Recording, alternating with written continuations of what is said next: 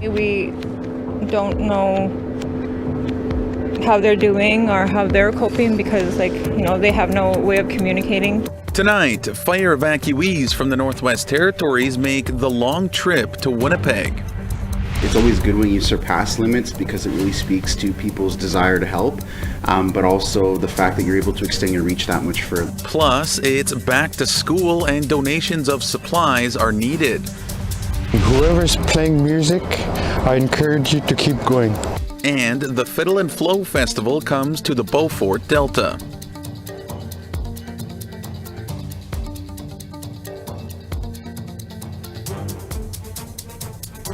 Good evening, Tansei Anin. Welcome to APTN National News. I'm Daryl Stranger.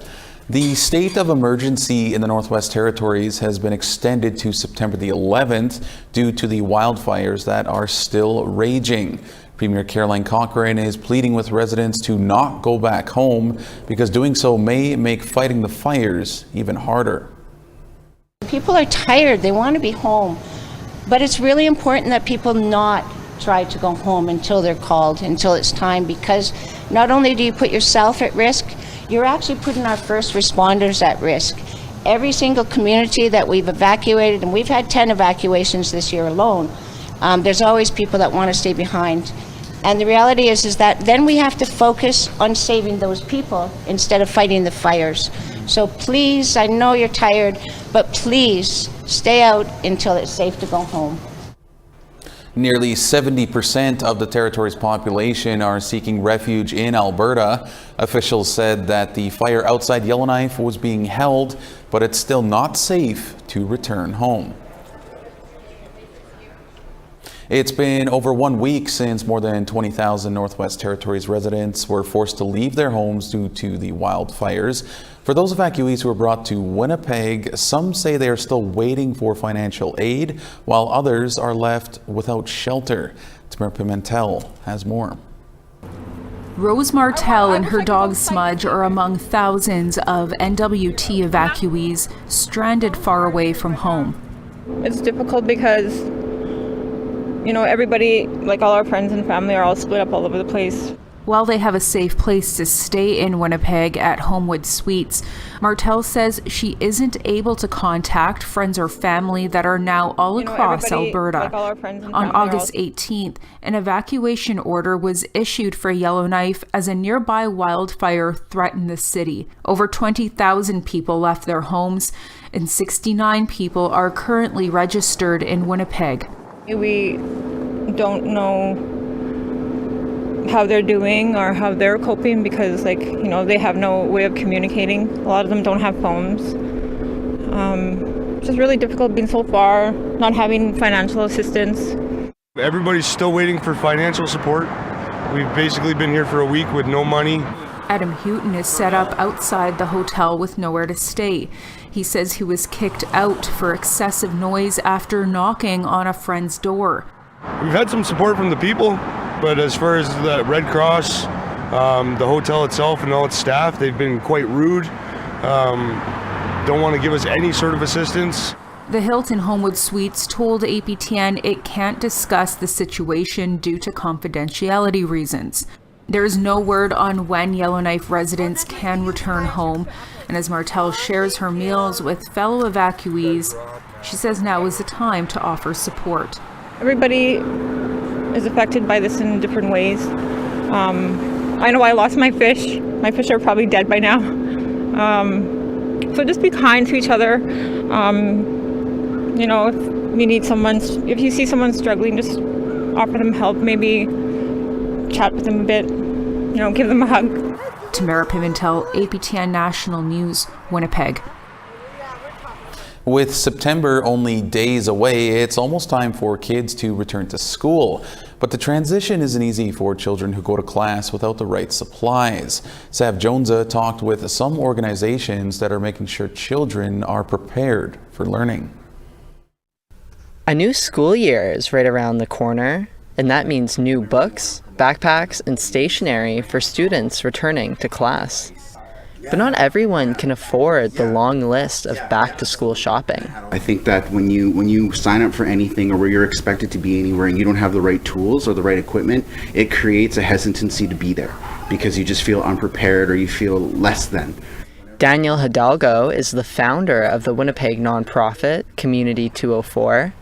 2023 is the second year they're collecting school supplies for children in need throughout Winnipeg. Our drive is called Community Kids, and basically what our goal is to do is to provide full, complete backpack sets with school supplies to families that are really struggling with financial barriers, resource barriers, and just access to the things that they need. Hidalgo hopes to collect 50 backpacks filled with supplies this year, after doubling their goal of 20 last year. 50 is not the limit, it's just kind of the goal. It's always good when you surpass limits because it really speaks to people's desire to help, but also the fact that you're able to extend your reach that much further. He says something as simple as binders and some writing utensils can go a long way. For children, it's always super exciting to get anything new, especially when it belongs to you specifically, right? So there's always that level of excitement and enthusiasm, and they're just elated to open up a bag that's theirs and have possessions that are theirs and kind of organize it the way that they want. For remote communities, the challenge to gather school supplies is even greater. Driving to a store that actually has the backpacks and school supplies that they need, it's not always possible. A lot of these communities are fly-in or about 2 or more hours away from, a big box store like Walmart or... That's Amanda Stoke, outreach manager for True North Aid. They have been sending backpacks filled with everything a student needs to remote communities on a large scale since 2020. Last year we were doing shippings by ferry to British Columbia off the coast. We were shipping to Nunavut through barge. This year, True North Aid is donating 2,500 backpacks to 14 communities in Saskatchewan and Manitoba.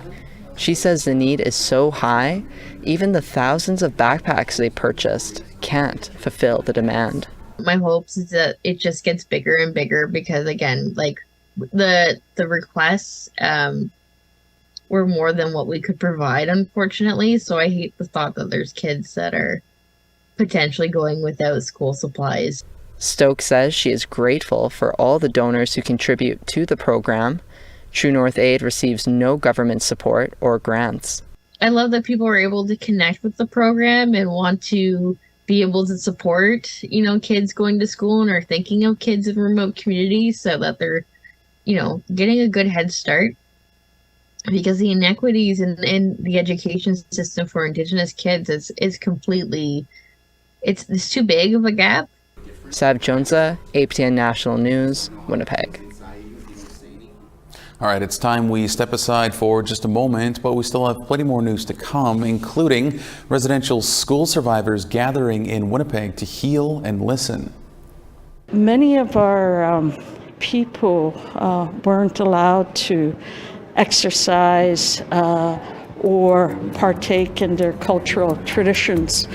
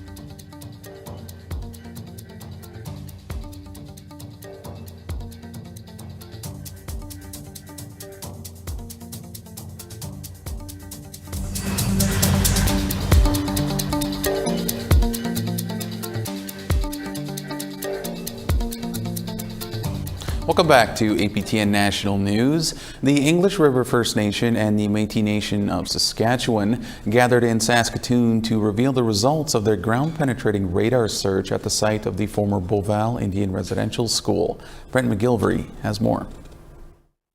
Based on the stories that have been shared in our communities, and what we found was heartbreaking and devastating.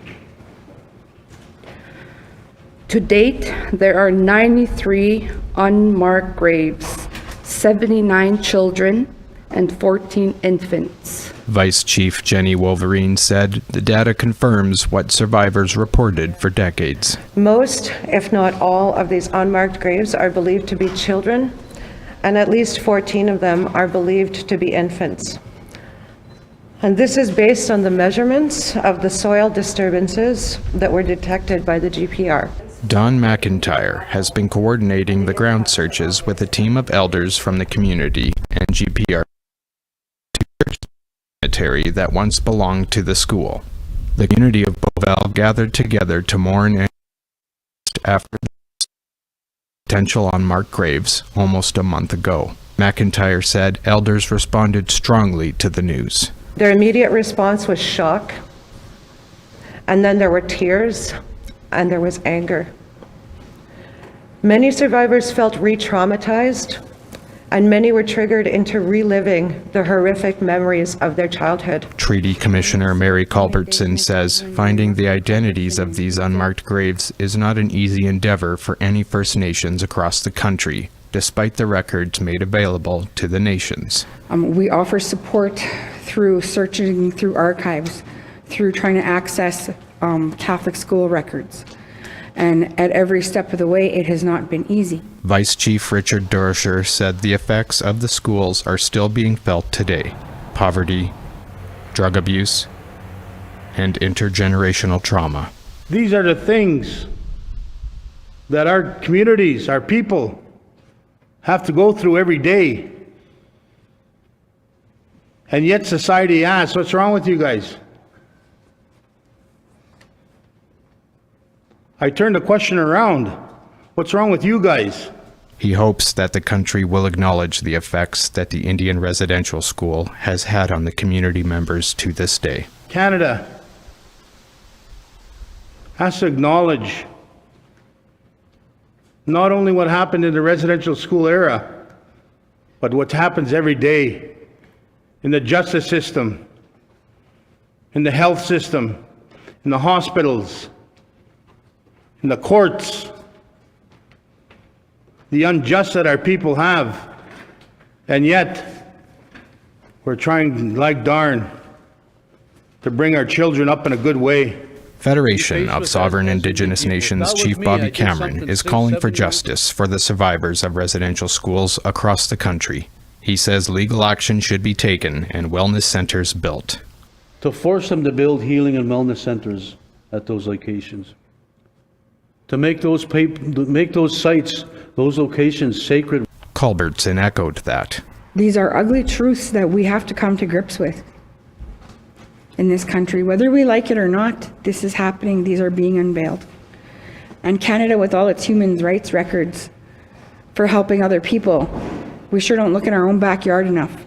Vice Chief Jenny Wolverine emphasized, this discovery is just the beginning. The discovery of the graves earlier this month was just the first step in what will continue to be a long and difficult journey. Brent McGillivray, APTN National News, Saskatoon. Residential school survivors from across Canada are gathering in Winnipeg. The conference, hosted by the National Centre for Truth and Reconciliation, focuses on breaking the colonial mindset. APTN's Leanne Sanders reports. The more people can support each other, the more resilience they'll find in themselves. But it's available to us. It's part of our nature as human beings. Dr. Gabor Mate addressed the survivors gathering, talking about compassion, fatigue, burnout, and trauma. The essence of trauma is that you lose the connection to yourself, you lose the respect for yourself, and you lose the love for yourself. Now, colonialism is trauma on a vast scale, which doesn't just happen to individuals, it happens to whole peoples who lose the connection to themselves, to their traditions, and to their respect for themselves. But Mate says Indigenous people are resilient. Because human beings can not only come back to where they were, they can even grow.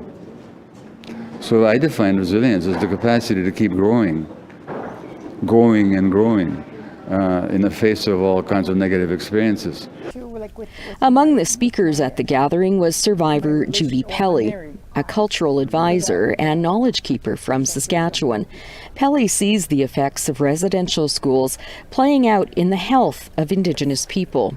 100% of the clientele that I work with that are overrepresented in a healthcare system, in a criminal justice system across Canada, as well as child apprehension, worse than ever. And in the healthcare system, we're up here in everything, and from cancer to diabetes to obesity, everything. It's attributed to the residential school era and what it done to our people. A third-generation survivor of the Kamloops Indian Residential School, Viola Thomas, says she sees how the trauma of colonization has played a role in MMIWG2S and also within communities. In relation to the deep-rooted internalized violence within our communities, and there really hasn't been an effort to critically address this deep internalized violence that continues to exist within Indigenous communities, whether it's urban Indigenous or on-reserve Indigenous. Thomas says she's trying to amplify the voices of Indigenous matriarchs in her home community and is organizing an event to celebrate women in Vancouver, September 26th. Many of our people weren't allowed to exercise or partake in their cultural traditions. And so this is an opportunity to celebrate the diversity of Indigenous women's voice, culture, and beauty. Leanne Sanders, APTN National News, Winnipeg. All right, it's time for our second and final break here on the program, but we do have a few more items still to come. Stay with us.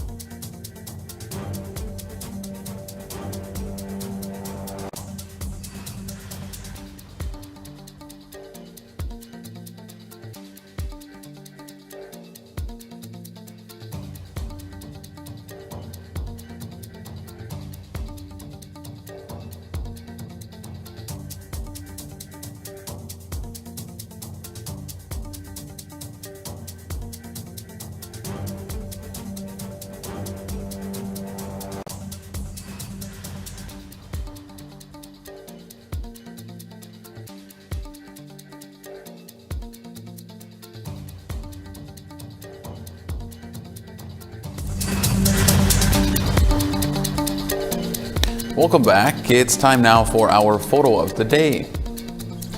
Mr. W.J. Moore sent in this great photo of the setting sun. Mr. Moore was out and about in southern Manitoba hoping to catch some fish that evening, but we hear he came up just a little bit short in his attempts. Certainly wish better luck next time on you, Mr. Moore.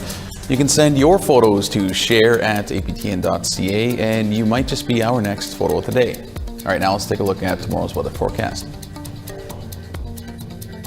Starting on the East Coast, 22 in St. John's and 22 as well in Halifax. 8 degrees in Cartwright and 9 in Happy Valley Goose Bay. 19 in Quebec City and 20 in Montreal. 20 degrees in Toronto and 20 as well in North Bay. Clear and 21 in Elliott Lake and clear and 27 in Thunder Bay. Mix of sun and cloud and 15 in Churchill and 28 degrees in The Paw. 25 and sun in Barons River and 26 and clear in Winnipeg. 31 degrees in Regina and 30 in Saskatoon. 26 degrees in Buffalo Narrows and 27 in Uranium City. Continuing west at 29 in Fort Chipewyan and 27 in Peace River. 28 degrees in Edmonton and 33 in Lethbridge. 23 degrees in Campbell River and 23 in Bella Coola. 22 degrees in Smithers and 22 in Dease Lake. 20 degrees in Whitehorse and 17 in Rock River. 26 degrees in Trout Lake and 24 in Yellowknife. 17 degrees in Fort McPherson and 15 in Colville Lake. 4 degrees in Cambridge Bay and 10 in Baker Lake. 4 degrees in Igloolik and 2 degrees in Clyde River.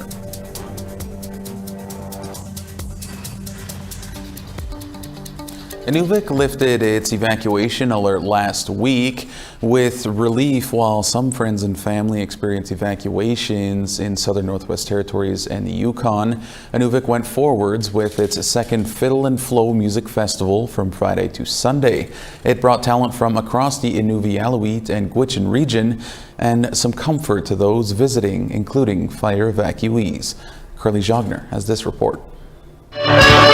Music, it brings me so much peace and joy, just watching and playing. That's 19-year-old guitar and accordion player N.W.T and fiddle player Tegan Taptuna of the Fly-In Western Arctic Coastal Community of Uluhaktok. They were flown to Inuvik to help create a greater sense of community within the Beaufort Sea Mackenzie Delta for the Fiddle and Flow Festival. And whoever's playing music, I encourage you to keep going. Organizers says it was an initial tough call to go ahead with events because of the N.W.T state of emergency from forest fires, but grateful people came forwards saying it was important. And the whole goal behind it was during COVID having a festival to bring people together, celebrating music, celebrating all of the entertainment in the Delta. Actually, probably about Wednesday when things were getting to be an all-time high around the N.W.T and we didn't really know what was going to happen. A few people brought up some very valid points and said that might be more of a reason to get together because we actually have a lot of people who are from Yellowknife actually who are here and waiting to go back when they can. And they actually came up to us today and said that they were thrilled that this was happening. Inuvik youth fiddler Tyron Kinsoon said he has an uncle that has evacuated from Hay River. Pretty scary. So we were pretty worried about him, but everybody got out safe. That's all that matters, as long as everybody's okay. Everything's replaceable. Material items are replaceable. Lives aren't replaceable. Ethan Cooey was a winner in Sunday's fiddling contest. He was recently featured in the National Music Production Initiative Nuwagen On. How has like jamborees and these opportunities helped you grow as a person? I used to be shy. Now I performed on stages a couple of times, at least like five times I think. Now I'm just pro at it. Yeah. Do you have any words of wisdom for somebody who may be interested in playing music but are still a little bit too shy? Just get up there on stage and you'll be good. You'll be set. You won't be shy no more. Yeah. You do a lot of hunting. What is it about hunting, and what does it mean to you to be able to go out and harvest? Put food on table, yeah, and share with friends and family, elders especially. Yeah. Why do you do that? Why is that important to you? Because some of them don't have harvesters like in their family, and I don't know, gotta share with people.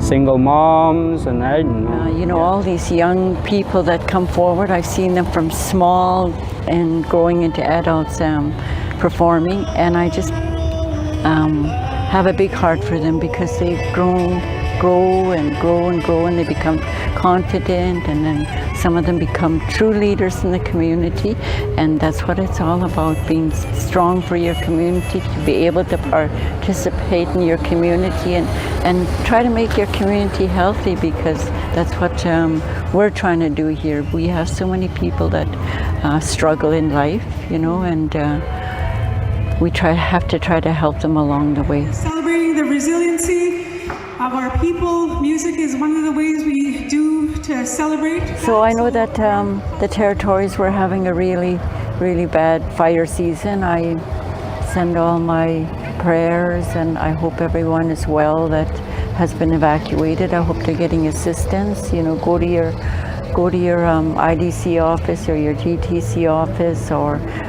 the government. There's help out there, and I just wish you all get home safely to homes. The organizers set up a 50-50, raising funds for the United Way N.W.T. Fire Emergency Response Fund. Carly Schogner, APTN National News, Inuvik. Well, that is certainly a great story to wrap up tonight's newscast with. The stories from tonight's show and plenty more are available on our website at aptnnews.ca. For all of us here, thank you so much for joining us. Miigwech, Ganasquinton, and have a great night.